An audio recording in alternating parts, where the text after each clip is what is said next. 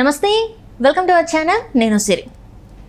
ఏపీలో పోలింగ్ రోజున జరిగిన అనేక సంఘటనలు జరిగాయి, అనేక అరచకాలు కూడా జరిగాయి. అయితే అక్కడ డూప్లికేట్ కానిస్టేబుల్ కూడా ఉన్నారు అని చెప్పేసి అయితే ఇప్పుడిప్పుడు వెలుగులోకి వస్తుంది. ఇంతకు అక్కడ అసలు ఏం జరిగింది, ఈ డూప్లికేట్ కానిస్టేబుల్ వ్యవహారం ఏంటి అనేది మనకు వివరించడానికి మనతో పాటు ఉన్నారు ప్రముఖ senior journalist, political analyst C S Rao గారు. నమస్కారం సార్. నమస్తే సార్, ఇక్కడ మనం చూస్తున్నట్టయితే ఏపీలో పోలింగ్ జరిగిన అప్పుడు మనం చూసాం ఎంతమంది ఎన్నెన్ని అరాచకాలకి పాల్పడ్డారు ఏంటి అని. కాకపోతే అక్కడ అంటే సెక్యూరిటీ కల్పించాల్సిన కానిస్టేబుల్ కూడా వాళ్ళు కూడా నకిలీ కానిస్టేబుల్ అని చెప్పేసి మనకి వార్తలు వస్తున్నాయి. అంటే నకిలీ కానిస్టేబుల్ని ఎలా అక్కడ పెట్టే అవకాశం ఉంటుందంటారు? అసలు ఇందులో ఇంతవరకు వాస్తవం ఉందంటారు? ఇప్పుడు ఏంటంటే అసలు పోలింగ్ జరిగిన రోజు ఎన్ని రకాలుగా వైఎస్ఆర్ కాంగ్రెస్ పార్టీ మ్యానిపులేట్ చేసింది, ఎన్ని రకాలుగా అది ప్రయత్నం చేసింది. అంటే గెలవడానికి ప్రయత్నం చేయొచ్చు, కానీ దానికి ఒక ప్రజాస్వామ్యం ఉంది కదా, నిబంధనలు ఉన్నాయి కదా ప్రజాస్వామ్యంలో.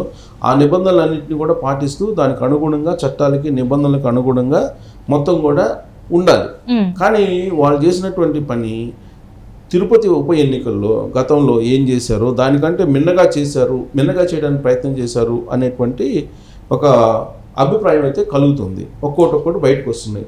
ఎందుకంటే ఫస్ట్ మనం చూసాం ఆర్ఓల్ని మెయింటైన్ చేయటం, కానీ ఆ తర్వాత ఆర్ఓల తర్వాత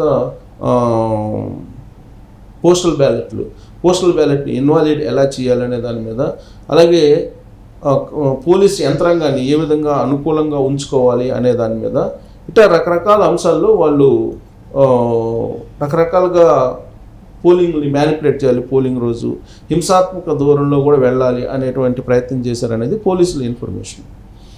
సో ఇప్పుడు మనం ఒక్కొక్క అంశం వెలుగులోకి వస్తుంది. రీసెంట్గా మనకేమొచ్చింది, పిన్నెల్లి రామకృష్ణారెడ్డి పోలింగ్ బూత్లోకి వెళ్ళి ఈవీఎం పగలగొట్టేసి వెళ్ళిపోయినటువంటిది బయటకు వచ్చింది. బయటకు వచ్చినటువంటి క్రమంలో అసలు ఇంత దారుణం జరిగిందా అని చెప్పి అందరూ అనుకున్నారు. అయితే ఆ తర్వాత కొన్ని వీడియోలు చూస్తుంటే దారుణమైనటువంటి విధంగా వీళ్ళు చేశారు వైఎస్ఆర్ కాంగ్రెస్ పార్టీ అనేది ఒక్కొక్కటి వెలుగులోకి వస్తుంది క్రమంలో ఇప్పుడు సోషల్ మీడియాలో దాన్ని వెతుకుతున్నాను నేను. సోషల్ మీడియాలో ఒక వైరల్ అవుతున్న ఒక వీడియో ఉంది. ఏంటంటే నర్సరావుపేట లోక్సభ పరిధిలో ఒక కానిస్టేబుల్ డూప్లికేట్ కానిస్టేబుల్ని పెట్టి ఎన్నికలను నిర్వహించారు అనేటువంటిది కూడా వినిపిస్తుంది. అంటే డూప్లికేట్ కానిస్టేబుల్ అంటే ఒక అపాయింట్మెంట్ ఆర్డర్ అవన్నీ ఉంటాయి కదా సార్, మన పోలీసులకు కూడా తెలిసే ఉంటది కదా ఫస్ట్ నుంచి. కానీ అలా నకిలీ పోలీస్ కానిస్టేబుల్ అక్కడ పెడితే తెలియకుండా, ఆ వ్యవస్థలో వాళ్ళకి తెలియకుండా ఎట్లా ఉంటది?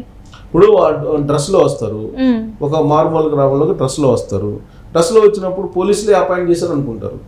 జనరల్గా ఏంటంటే కొన్ని సమస్యాత్మక ప్రాంతాల్లోనే పోలీసులు కాన్సన్ట్రేషన్ చేస్తారు. పూర్తి స్థాయిలో అన్ని పోలింగ్ కేంద్రాల వద్ద పోలీసులు కూడా బెటరు. ప్రతి పోలీస్ స్టేషన్లో ఒక కానిస్టేబుల్ పెట్టాలంటే కొన్ని లక్షల మంది కావాలి. పోలింగ్ బూత్ కొన్ని లక్షలు ఉంటాయి కదా.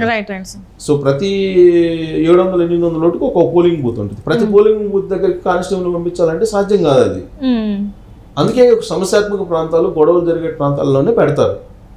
సో వీళ్ళు ఏం చేశారు, వైఎస్ఆర్ కాంగ్రెస్ పార్టీ వాళ్ళే ఒక డ్రెస్లు వేసి కొంతమంది కానిస్టేబుల్లకు పంపించి దొంగ ఓట్లు వేయించుకోవడానికి, వాళ్ళకి అనుకూలంగా పోలింగ్ చేయించుకోవడానికి ప్రయత్నం చేశారు అనేది ఒక ఆరోపణ. దానికి సంబంధించినటువంటి ఒక వీడియో కూడా బయటకు వచ్చింది. దాని మీద ఆత్మకూరులో, నర్సరావుపేట కదా, ఆత్మకూరు పరిధిలో రామస్వామిపల్లి పోలింగ్ బూత్ దగ్గర అక్కడ ఒక డూప్లికేట్ కానిస్టేబుల్ని పెట్టారు అనేది వాళ్ళ ఆరోపణ. అది చక్రం కొడుతుంది. ఆ వీడియో కోసం చూస్తున్నా ఆ వీడియో కనపడలేదు. దాని మీద వివరణ ఇచ్చారు ఎస్పీ కూడా. ఆడ ఎస్పీ హఫీజ్ వివరణ ఇచ్చాడు.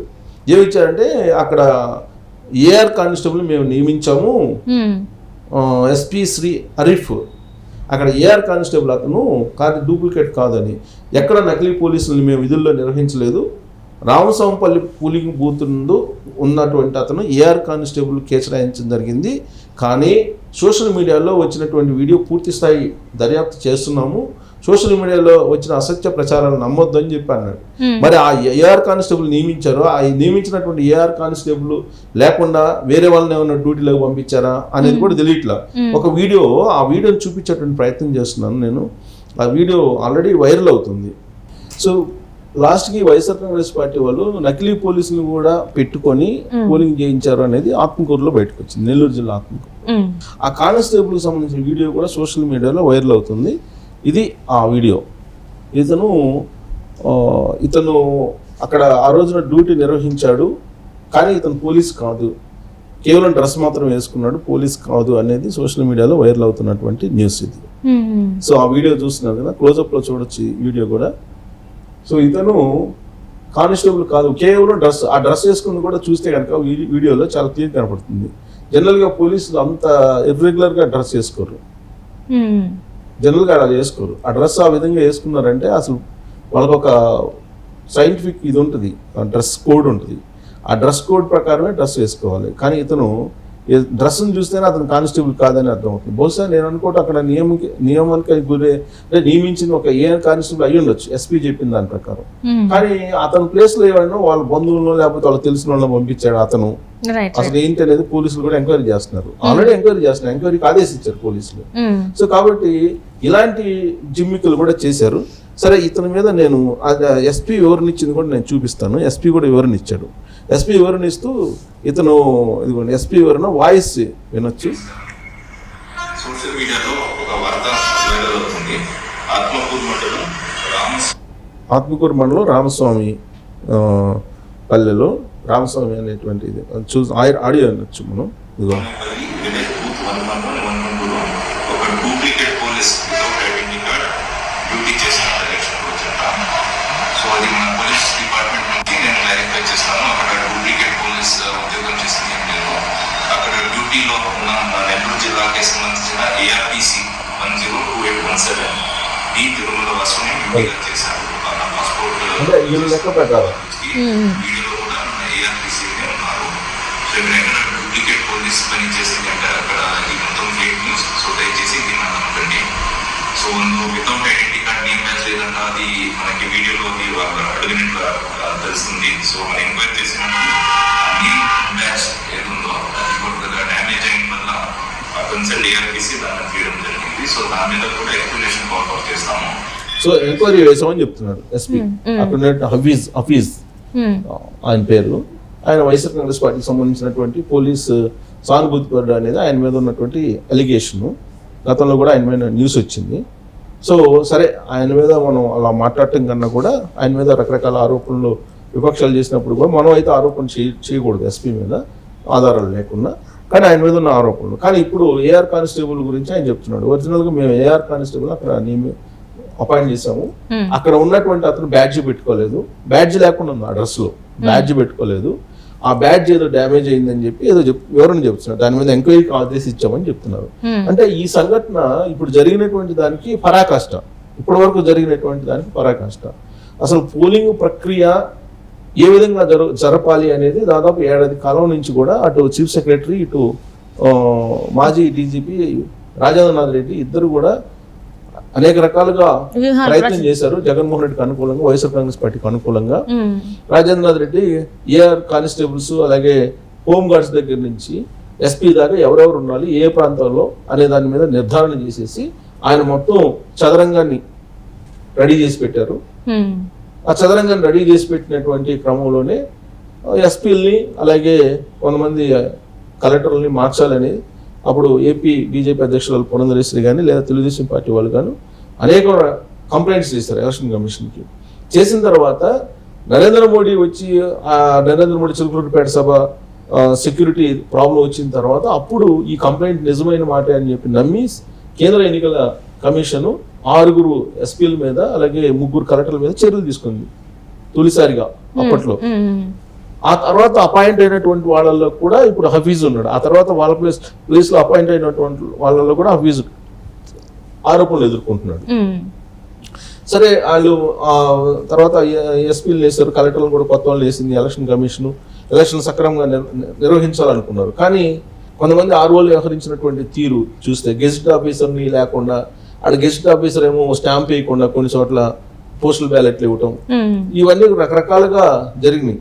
అసలు ROలు అయితే మీకు గుడివాడ కొడాలి లాంటి వ్యవహారాన్ని RO ఏ విధంగా వన్ సైడ్ చేసిందో తెలుగుదేశం కంప్లైంట్ చేశారు. ROలు కొంతమంది ROలే వన్ సైడ్ చేసేసారు. సో అలాంటి క్రమంలో ఇప్పుడు మనం బాక్సులు రిగ్గింగ్ చేసుకునే దగ్గర నుంచి లేదా బాక్సులు పగలగొట్టే దగ్గర నుంచి EVM బాక్సులు పాల్గొట్టేదాకా అనేక విషయాలు చూస్తూ వచ్చాం. కొంతమంది వైఎస్ఆర్ కాంగ్రెస్ పార్టీ వాళ్ళు తెలుగుదేశం పార్టీ వాళ్ళని ఎమ్మడబడి కొట్టడం, ఏజెంట్లు లాగేయటం, ఇవన్నీ చూస్తున్నాం.